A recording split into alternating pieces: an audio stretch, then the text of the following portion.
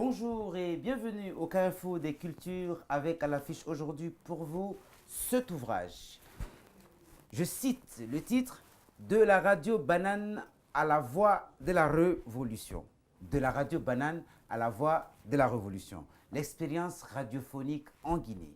Son auteur, Monsieur Bangali Camara, nous fait le grand plaisir de nous tenir compagnie. Il va être avec nous tout le long de l'émission. Mesdemoiselles, mesdames et messieurs, l'émission parenthèse pour le compte d'aujourd'hui, c'est parti.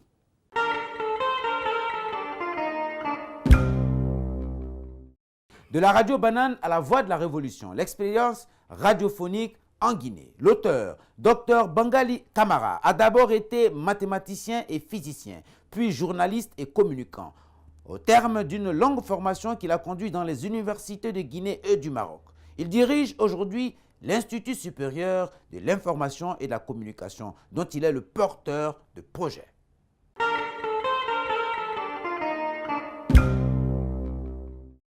Bonjour, Bonjour. docteur Camara. Oui, bonjour.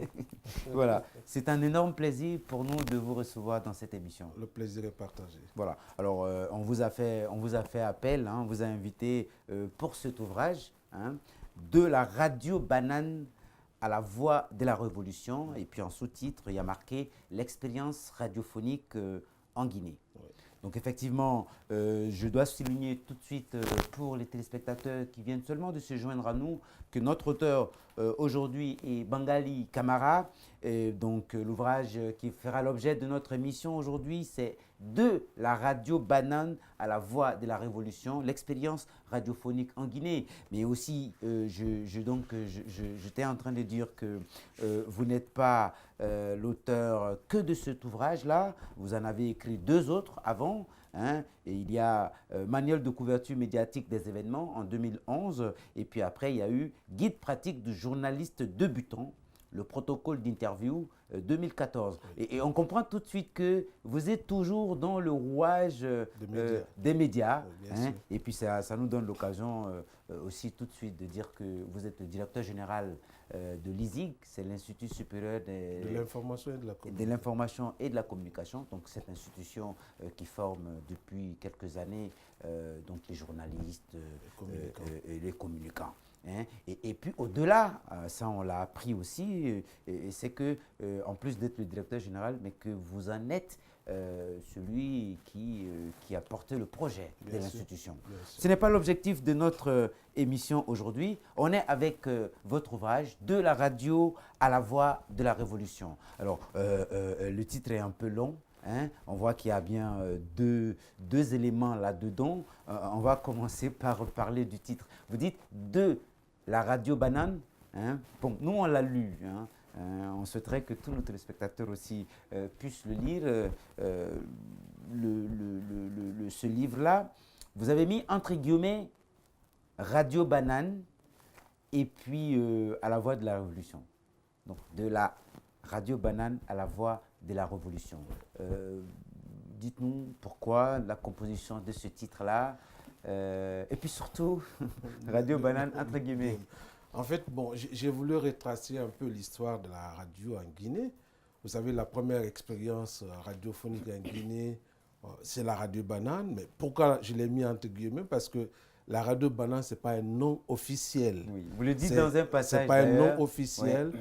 Mais c'est parce que c'est une radio qui était là au service des planteurs guinéens et français, naturellement. D'ailleurs, de manière générale, c'était au service des planteurs européens et des franco-syriens, et puis des Libanais. Des grands acteurs de l'industrie bananière. De l'industrie bananière en Guinée, oui. Dans les années 50. Donc, à cause de son rôle, le rôle qu'il donnait, n'est-ce pas, en donnant des informations sur le mouvement des navires bananiers, les planteurs ont fini par le dénommer Radio Banane, sinon c'était la Radio Guinée. Il y a un passage d'ailleurs où vous dites que c'est Radio Banane, un nom non officiel, voilà. Oui, oui, alors donc du coup, en fait, je dis oui, vous êtes dans le monde de spécialiste des médias, donc c'est pas étonnant que vous écriviez sur l'histoire de la radio, mais effectivement, alors en tant que lecteur, hein, ça c'est vraiment le point de vue du lecteur, en tant que lecteur, on a trouvé que c'était intéressant parce que c'était aussi l'histoire de la Guinée, mais sous le prisme de la radio, surtout de la radio. Et puis la question qu'on a envie tout de suite, que j'ai envie de vous poser, c'est est-ce que dans la tête du colon, puisque c'était sous la colonisation de toute façon, est-ce que la création de la radio a été perçue avant ou on a lancé les plantations d'abord et après on s'est aperçu qu'il y a besoin qu'il y ait cet outil-là pour pouvoir informer les gens des mouvements des navires? En fait, vous savez, quand vous regardez l'histoire de la culture bananière en Guinée, ça a commencé dans les années 50. Bon, si on regarde un peu les documents, tout, c'est à partir de 1947. En 1947, on a lancé la culture bananière, mais si vous voulez, l'épanouissement que cette culture a connu, c'est à partir de 1950. Mais très rapidement, on s'est rendu compte que pour permettre aux planteurs d'acheminer leurs produits vers les ports, ils accusaient énormément de retard. Et les bananes pourrissaient dans les plantations. Surtout que les infrastructures... Et les infrastructures n'étaient pas parce qu'il fallait transporter les marchandises sur des chevaux ou bien emprunter parfois à pied. Oui. On faisait transporter parce que c'est des esclaves qui transportaient les marchandises vers les ports. En ce moment, il y avait le port de Conakry. Toutes les marchandises étaient transportées vers le port de Conakry. Et particulièrement au marché Niger. D'accord. Le marché Niger, qui est juste à côté de la Sûreté. Oui. C'était là-bas où on venait stocker toutes les productions bananières pour les acheminer vers le port.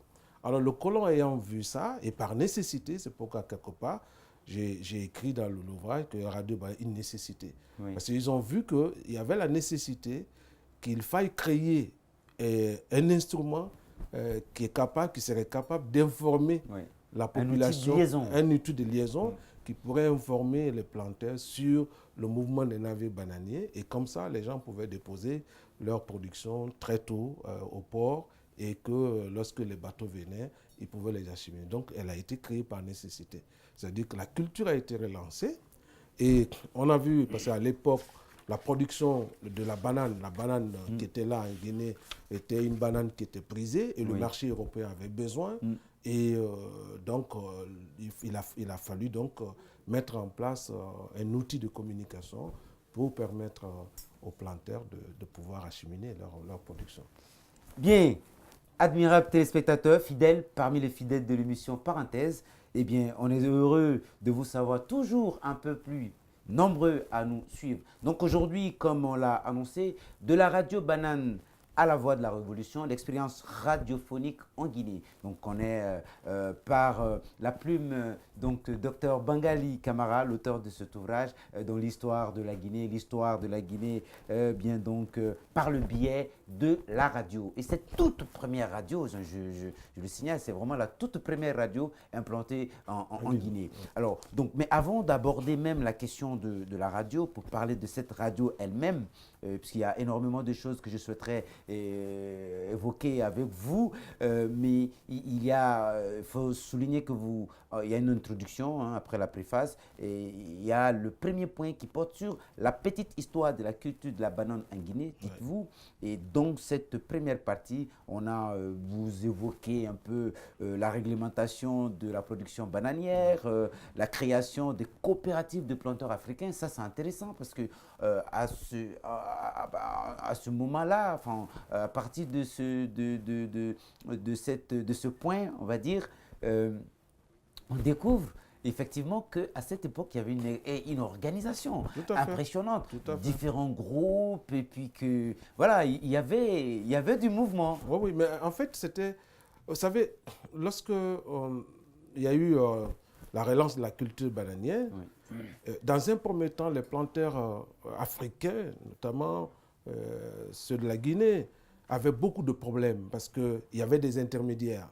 Les planteurs produisaient leurs produits, leurs bananes, et c'est les intermédiaires qui s'occupaient de la gestion, de la commercialisation et de la vente. Alors les ristournes que les planteurs guinéens recevaient, c'était dérisoire, parce que celui qui faisait l'intermédiation il jouait sur les prix, etc. etc. Ouais. Mais avec le gouverneur Laurent Pré, qui avait cru en la Guinée, parce que c'était le meilleur gouverneur que la Guinée ait connu sous la colonisation, parce que d'abord il était ingénieur minier. Quand il est arrivé, il a sillonné tout le pays et il a fait un livre, ce livre d'ailleurs, qui évoque un peu cette petite histoire de la culture bananière. Et Laurent Pré donc a décidé d'injecter 10 millions de francs CFA, à l'époque, de francs français, j'allais dire, 10 millions de francs, pour organiser la culture bananière. Oui. Et à l'issue de cela, il a fallu donc préparer tous les planteurs guinéens. Donc on a créé des coopératives. Oui. Il y a eu beaucoup de coopératives qui ont été créées dans les années 50. C'est ça même qu'à un moment donné, le lecteur que je suis a trouvé un peu curieux. Ah, pourquoi autant de coopératives à cette époque? Oui, parce que vous savez, la culture, c'était le triangle bananier. Oui. Tout le littoral, en commençant par Forcaria, qui était vraiment une des régions qui produisait suffisamment. Koya, qui était là tout près, c'était des régions qui produisaient de la banane. Mamou, et tout ça là, le triangle bananier était tellement productif qu'il fallait organiser, il fallait créer des coopératives. Oui. Et les coopératives ont été créées. Et qu'est-ce qui était intéressant à ce niveau aussi? C'est vrai, il y avait beaucoup de coopératives, mais ils se sont regroupés en union de coopératives guinéennes. Et cette union donc a porté, si vous voulez, tout ce qui est chargé de la commercialisation, tout ce qui est chargé de la formation des planteurs, tout ce qui était question de l'emballage, parce qu'il fallait le conditionnement des produits phytosanitaires. Et ça a permis aux planteurs africains de pouvoir avoir de l'argent, une ristourne, parce que cette fois-ci, parce que cette coopérative, l'union qui était pilotée par le doyen Nabioula Persona, c'est lui qui en a été le premier président. Donc, ils ont négocié directement avec les Marseille, avec le port de Havre, et puis il y avait des commerçants, des grossistes qui venaient prendre les bananes guinéennes et les commercialiser, et directement il y avait des restaurants. Donc c'est cette coopérative-là, cette organisation, cette réglementation, parce qu'on a réglementé, Laurent Pré a demandé d'abord que tous les planteurs soient recensés. On a recensé, et puis il a mis des cotations parce que c'est-à-dire que les grands producteurs, il les a classifiés, grands producteurs, des petits producteurs. Des grands producteurs qui avaient à peu près 5 hectares, je crois que la moyenne c'était 5 hectares, quelque chose comme ça. Et donc, ils étaient dans la catégorie des grands producteurs. Donc les petits producteurs aussi étaient organisés. Et le gouvernement, la métropole les accompagnait dans la production. Parce que, qu'est-ce qu'il faut peut-être dire à ce niveau? C'est que cette culture de banane, c'est vrai, les Guinéens étaient dedans, mais c'est plutôt les Franco-Syriens, les Libanais qui étaient là, à peu près les Européens, parce que... C'était les vrais acteurs. Voilà, c'était les vrais acteurs. N'oubliez pas qu'on venait de sortir de la Deuxième Guerre mondiale. Donc les gens... l'Europe était en reconstruction, l'Europe était à la recherche de matières premières, l'Europe avait besoin des cultures vivrières de l'Afrique, donc il fallait venir prendre surtout la banane guinéenne qui était prisée à l'époque, ce qu'on appelle Kamaen, et même ici le jardin botanique de Kamaen, c'était une très grande plantation qui était là et on expérimentait beaucoup de choses. Donc voilà, c'est ce qui a fait que finalement, par nécessité, on a dit, bon, on va créer une radio et cette radio va informer les planteurs. Oui, justement. Le nom de la radio banane. Donc la radio banane est arrivée, est née, a vu le jour grâce à la plantation de la banane, enfin grâce à la culture bananière. Et justement, bon, d'ailleurs c'est vous qui l'avez écrit, vous suivez exactement le truc, sauf qu'il y a eu entre-temps l'aménagement du port de Binti. Justement, vous en parlez. Et puis, ça reste très intéressant. De ce point de vue-là. Alors, le deuxième point porte justement sur la radio banane et vous dites une nécessité. Évidemment que la culture se développait, en tout cas à l'échelle de cette région qui produisait et les contraintes liées à l'arrivée et au départ des bateaux, plein de contraintes, c'est tout ce qui a donc justement créé la nécessité de créer la radio. De créer cette radio-là. Ouais. Et il y a, enfin, je ne suis pas technicien, mais je veux dire, quand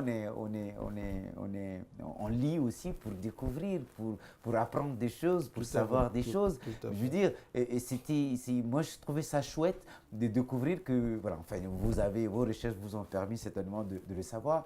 Et cette radio-là, avant le statut juridique, enfin, c'est important, mais ce n'était pas forcément ce qui a retenu mon attention, mais c'est de savoir tout de suite, cette toute première radio-là, pour la Guinée, vous expliquez le contexte, hein. Il n'y avait pas que la Guinée. D'ailleurs, cette radio qui a été mise en Guinée, qui ne s'appelait pas Radio Guinée, mais enfin, il y a le nom, on y reviendra, mais je veux dire, c'était une petite radio par rapport aux autres radios. Bien sûr, c'était il y avait d'autres radios de plus grande audience. Oui, ça faisait partie des des réseaux de radios territoriales locales. Oui. En fait, c'était une radio locale. Oui. Conakry, c'est comme Tananarive, c'est comme Djibouti, c'était des radios locales parce qu'il y avait une stratification. Oui. Il y avait des radios qui avaient, si vous voulez, une posture nationale. Ça, c'est la radio Pointe-Noire, la radio Dakar, qui était parce que la métropole y était. C'était Brazzaville, non? Brazza aussi. Radio Brazza. Radio Brazza, c'était des radios qui étaient... en fait, qui avait le statut de radio nationale. En sachant que, d'ailleurs, enfin, c'est votre ouvrage qui le dit, en sachant que tous ces réseaux-là relevaient de la métropole française. De la métropole française. C'est ça, c'est comme ça. Oui. En fait, ça rentrait dans, si vous voulez, dans la politique de la France à l'époque de contrôler un peu comment les indigents. Oui. Par exemple, il fallait contrôler la circulation de l'information dans les colonies. Oui. Donc, la France a créé ces différentes radios. Et des radios qui ont joué le rôle de radio de propagande en faveur de la métropole, en faveur de la colonisation. Oui. Oui. Et d'autres radios étaient là, c'était des radios locales et qui avaient d'autres dessins. Oui. Hein, d'autres dessins, même si c'est économique, mais au fond, c'est pour quand vous regardez un peu l'histoire de la radio en Guinée, j'en parle d'ailleurs en deuxième lecture, oui. À partir de 1955, oui. de 56 jusqu'en 58, cette radio va jouer un très grand rôle de mobilisation et de conscientisation de la population. Oui, on va y arriver, je voulais pour l'indépendance. Donc, voyez-vous un peu, extrêmement important. C'est exactement, quand vous prenez l'histoire de la radio en Afrique, vous trouvez que c'est des radios, à un moment donné, oui. qui ont servi que la métropole. La métropole. Mais à la faveur maintenant de la loi cadre Gaston Defferre, c'est cette loi cadre qui a donné une certaine autonomie aux colonies, semi-autonomie aux colonies de pouvoir se gérer. C'est là où tout le jeu a commencé.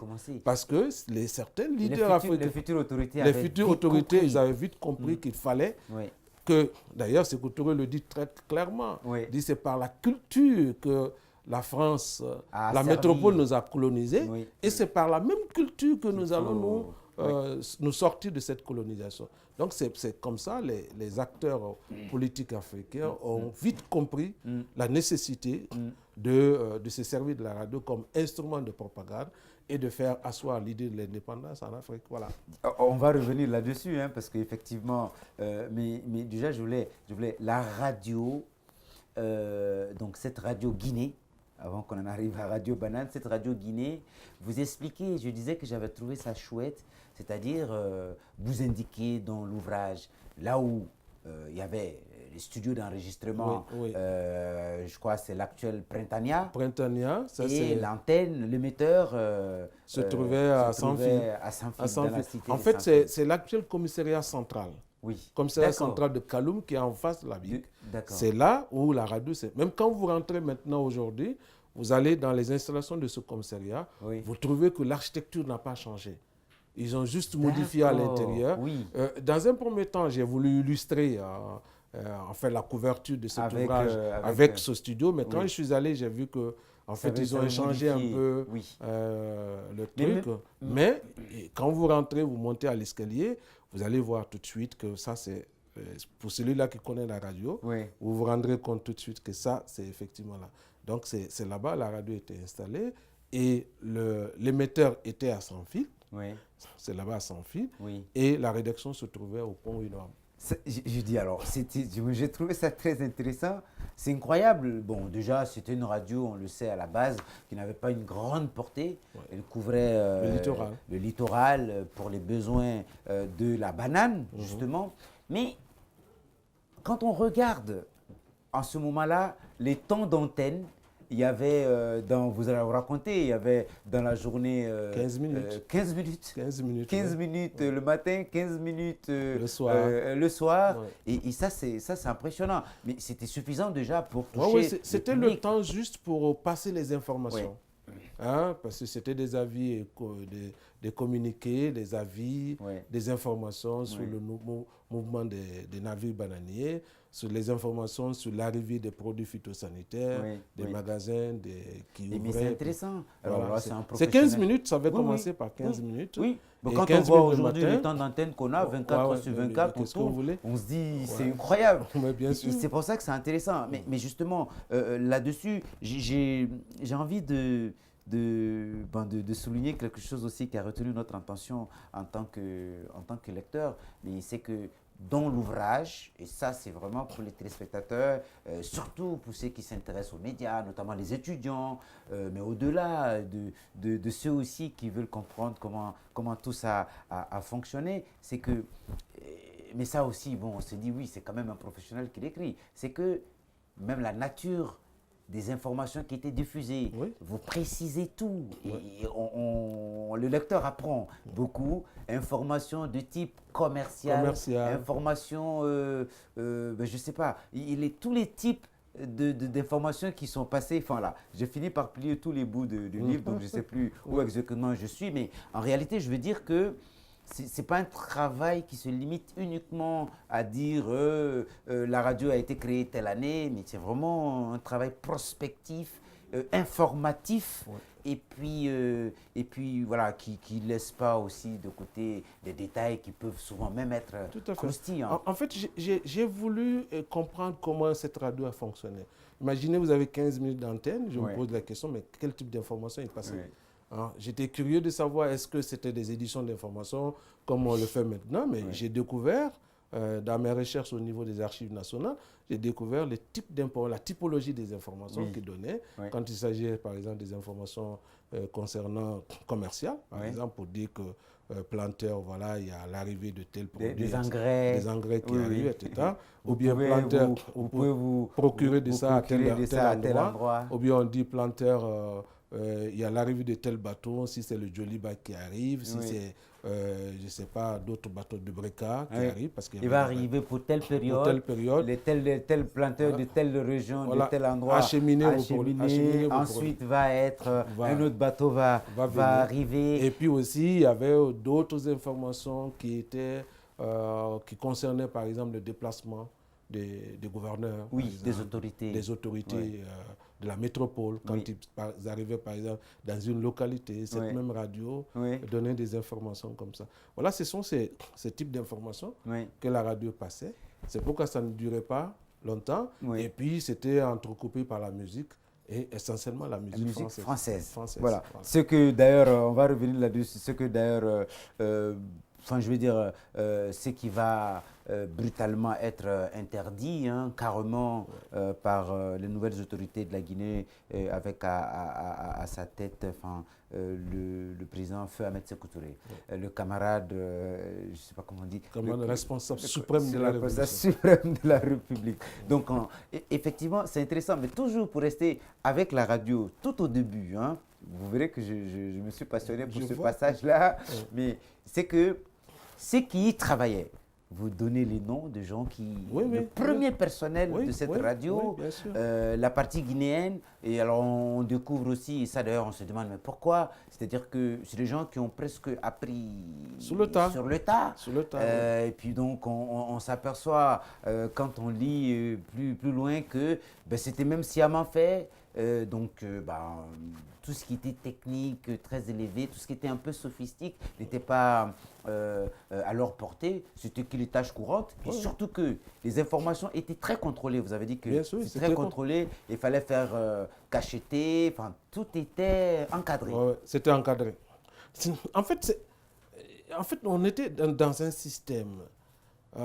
La métropole a créé cette radio. C'est vrai, c'était pour des besoins d'information pour les planteurs, mais également, il y avait une autre vision idéologique. Il fallait contrôler, n'est-ce pas, la circulation de l'information et le système de pensée de la population indigène. Donc, il ne fallait pas laisser cette population